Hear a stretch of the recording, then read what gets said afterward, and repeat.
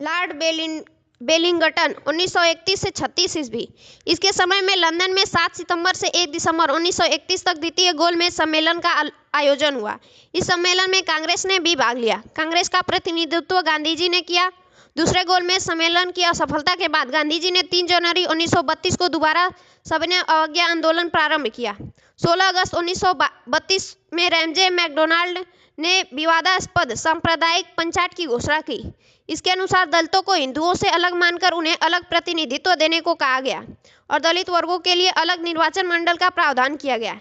इससे गांधी जी बहुत दुखी हुए और उन्होंने इसे हटाने के लिए आमरण उपवास आरंभ कर दिया। अंत में एक समझौता, जिसे प्रायः पूना समझौता कहते हैं, किया गया, जिसमें दलित वर्गों के लिए साधारण वर्गों में ही सीटों का आरक्षण किया गया। पूना समझौता 24 सितंबर 1932 को हुआ।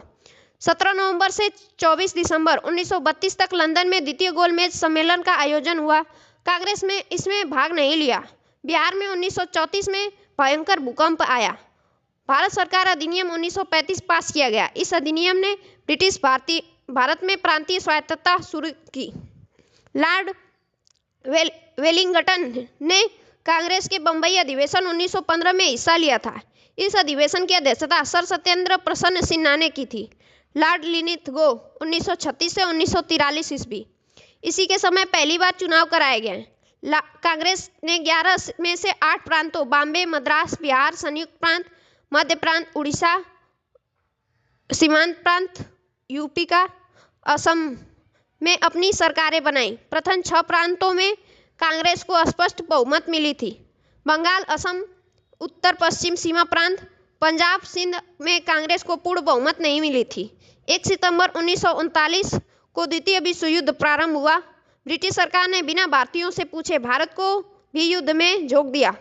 कांग्रेस ने इसका विरोध करते हुए नारा दिया, न कोई भाई न कोई पाई, और इसे अपने द्वारा शासित प्रांतों के सभी मंत्रिमंडलों से त्यागपत्र दे दिया। 1 मई 1939 में सुभाष चंद्र बोस ने फॉरवर्ड ब्लॉक नाम की एक नई पार्टी बनाई। मार्च 1940 में लीग के लाहौर अधिवेशन में पहली बार पाकिस्तान की मांग की गई। इस प्रस्ताव का प्रारूप सिकंदर हयात खान ने बनाया था और फजलुल हक ने प्रस्तुत किया था। खलीकुज्जमा ने उसका समर्थन किया था। 8 अगस्त 1940 को अगस्त प्रस्ताव अंग्रेजों के द्वारा लाया गया। मार्च 1942 में क्रिप्स मिशन भारत आया। कांग्रेस और मुस्लिम लीग दोनों ने क्रिप्स प्रस्तावों को अस्वीकार कर दिया। पंडित जवाहरलाल नेहरू और मौलाना आजाद क्रिप्स मिशन के साथ कांग्रेस के आधिकारिक वार्ताकार थे। 9 अगस्त 1942 को कांग्रेस ने भारत छोड़ो आंदोलन प्रारंभ किया। भारत छोड़ो आंदोलन को अगस्त क्रांति के नाम से भी जानते हैं। 1943 में बंगाल में भयानक अकाल पड़ा। लॉर्ड बेवेल 1944 से 1947। वायसराय बेवेल ने 25 जून 1945 को शिमला में एक सम्मेलन बुलाया। इस सम्मेलन में कांग्रेस प्रतिनिधिमंडल का नेतृत्व अबुल कलाम आजाद ने किया था। गांधी जी ने सम्मेलन में भाग नहीं लिया, यद्यपि वे शिमला में उपस्थित रहे। सम्मेलन के दौरान मुस्लिम लीग द्वारा यह शर्त रखी गई कि वायसराय की कार्यकारी परिषद में नियुक्ति होने वाले सभी मुस्लिम सदस्यों का चयन वह स्वयं करेगी। मुस्लिम लीग का यह अड़ियल रुख 14 जुलाई तक बना रहा।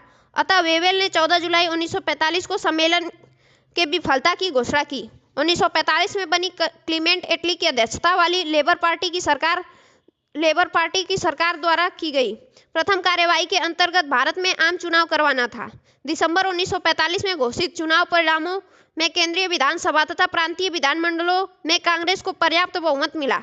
केंद्रीय विधानसभा में कांग्रेस के निर्वाचन क्षेत्रों में 91.3% मत मिले। मुस्लिम लीग ने सभी मुस्लिम सीटें जीत ली। प्रांतीय विधानमंडल में कांग्रेस को बंबई, मद्रास, संयुक्त प्रांत, बिहार, उड़ीसा और मध्य प्रांत में पूर्ण बहुमत मिला। मुस्लिम लीग को बंगाल तथा सिंध में बहुमत मिला। पंजाब कांग्रेस, अकालियों और यूनियनिस्ट पार्टी की साझा सरकार बनी। कैबिनेट मिशन 1946 में भारत आया। इस मिशन के सदस्य थे स्टैफोर्ड क्रिप्स, पेंथिकलारेस और एबी अलेक्जेंडर। 20 फरवरी 1947 में प्रधानमंत्री लॉर्ड क्लीमेंट एटली लेबर पार्टी ने हाउस ऑफ कॉमन्स में यह घोषणा की कि जून 1948 ईस्वी तक प्रभुसत्ता भारतीयों के हाथ में दे देंगे।